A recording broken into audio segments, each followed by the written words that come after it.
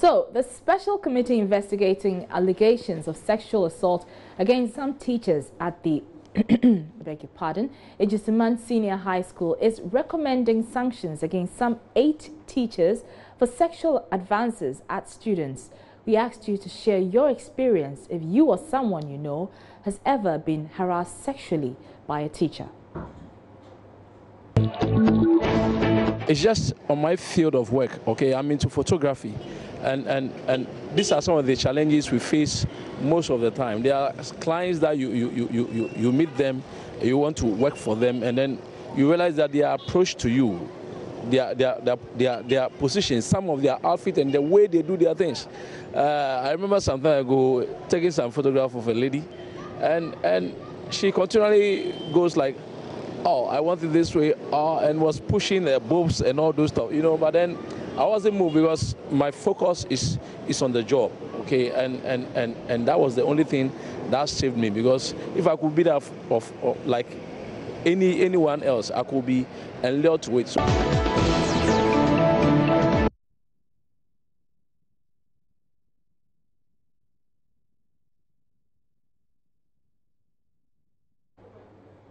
So what do you have to say about this? Let's head on to Facebook to see what you've been saying. Bayer Jeremiah says, where I come from, we have never experienced such a thing. If you dare sexually harass someone, you should at that moment count yourself among the cops. All the clauses of the laws are at the back of everyone's mind. Walanyo Akwetia writes, how can I narrate this story? Joy News, I will tell you in chambers, but not on this platform. So Walanyo, you've had such an experience. Sorry. Albert Tichoga says, if the teachers knew that they are innocent, then they should go to court of natural justice, Antoanyama, and cure those who found them guilty. I don't think that's the best recommendation. And, okay, so those are some of the comments that have come through. Now, 50 workers of the Metro Mass Transit were on Tuesday sent home for lateness. The workers were asked to return home after arriving later than the 8 a.m. reporting time. There are those who feel that this was too harsh, whilst others applaud the company, adding, it's the surest way to inculcate the spirit of punctuality into workers. What's your take on this? Yes, I think it is the way to go, because that will surely drive a change.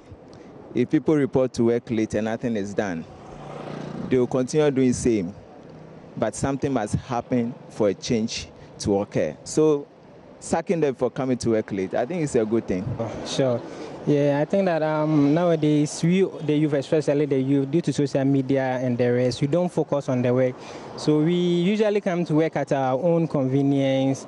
And so if there is rules and regulations which will make sure that everybody comes to work at the approved time, then I think that's the best. You know, in Ghana, as in Africa per se, it's barely for people to really, you know, punctuality is something that's in any, you know, firm, any organization, any place, people, you know, ought to, you know, make sure say they are on time, as in they are on point, as in they should be there promptly. So I think it's a very, very good, you know, initiative that people, it should be there. If we start doing this, everybody will learn to, you know, to be punctual. Yes, of course. Why not? Because, you know, punctuality is very important. I mean, in organization setup, because you have to make sure you come to work on time so that it will increase productivity. You understand? So if you have, you know, employees who don't want to heed to punctuality, then you have to deal with them, because they are going to, I mean, reduce productivity. Interesting responses from our viewers on the streets. Let's head to Facebook now. And Al-Amin Haruna writes, simple analysis, when they are sacked, new employees will be recruited. So the government will definitely count the number of jobs created. Operation Sack and Recruit. Interesting analysis. Bayer Jeremiah says, that move should continue in other public sector agencies. I guess that's what you're trying to say. Until we change our attitudes towards public work or service. Poor attitudes towards public services are becoming uncontrollable. Abdallah Imoro says, no, I think as a leader you have to advise, warn, and if no charge, then you finally take action and not just straightforward like that. Really, Abdallah? I mean, clearly you have a time for reporting, so if you report late, you need to be sanctioned. Borisa Kamaldeen says, I think the move is in the right direction. At least it will deter potential late workers to work. And Ephraim Amwamu says, we Ghanaians are killing our own self. Why? Drivers are late and they are sacked. What about government and management who don't pay salaries and allowances to workers on time? This is what happens to management who don't pay the drivers or workers on time. They will be there and nothing is done to them. Please, I need answers. Well, I'm sure the governmental authorities are listening. Kwesi Boateng Ayepa writes, most government workers are not disciplined, and when it comes to time, they don't report to work early, but are the first to leave office. Then you find them under trees playing cards and conversing, something which can't be done in the private sector. Time to deal with that issue is now. Yao Fori writes, maybe it's been happening for a while and they had to do it, but sacking was a bit too harsh. A week's suspension would have been okay. And Walanyo Akwetia says, some government workers don't take their occupation very seriously. They are not time conscious.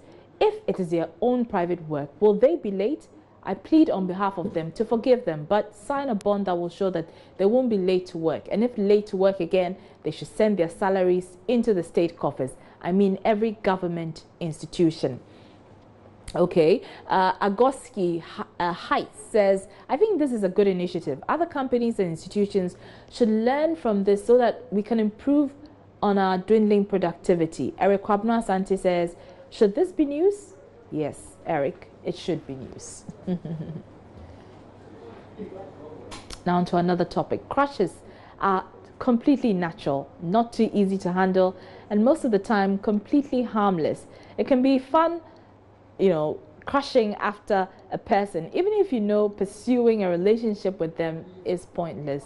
It's Woman Crush Wednesday, and we want you to tell us about your female teacher you were crushing on when you were in school. She teaches life skills in her class. The way she teaches, the way she talks to us, and I had a crush on her one time when she came to the class and she called me to come and write on the board, you know, to come and write the note on the board.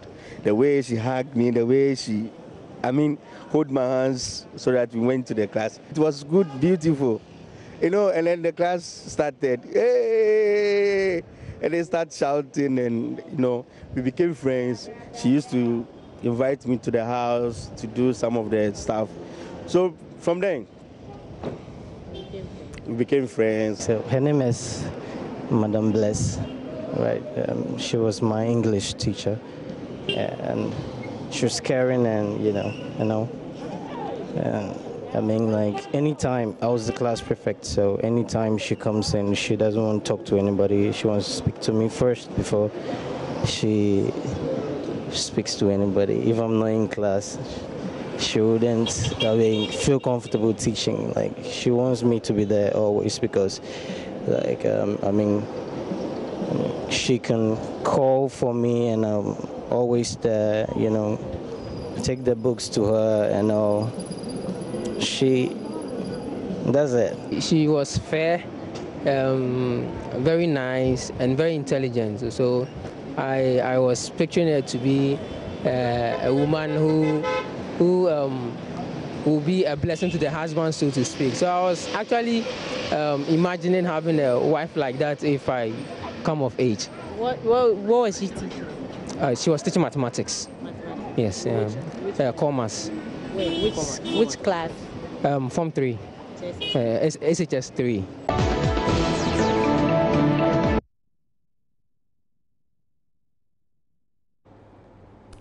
Interesting responses there. Let's see what you're saying on Facebook. I'm sure it's just as interesting. I did say so.